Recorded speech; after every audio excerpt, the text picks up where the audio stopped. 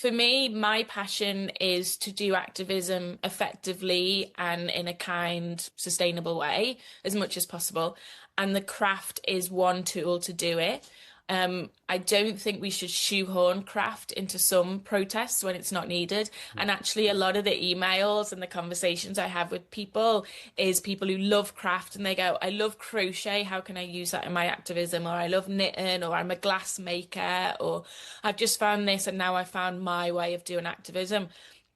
And I have to burst the bubble quite early and say, you need to see craftivism as one tool in the activism toolkit. Sometimes it's really helpful, sometimes it's not. I've had people email me with their campaign plans, and I've gone, well, you want was there was one person who said, my local library doesn't have disabled access. This is shocking. I'm going to do this craftivism project.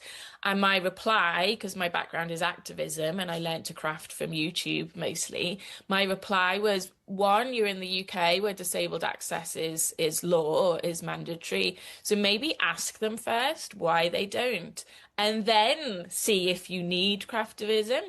And she replied to me instead of asked them, and they just, of course, they know that they need it, which so they just hadn't put the signs up to say, sorry about this, the exit is here, here, and here.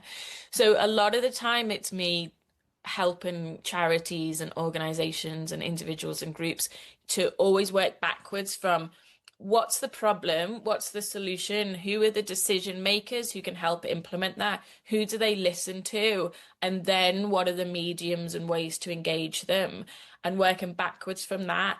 And then the fun bit of at the end, if craftivism is helpful, then you think through the colors, the fonts, the language, the who to engage, in what way, all of that stuff should come near the end, which is what I've put in the handbook as well. I gave them I've give everyone a checklist as the last project in the project book to say, think through it this way.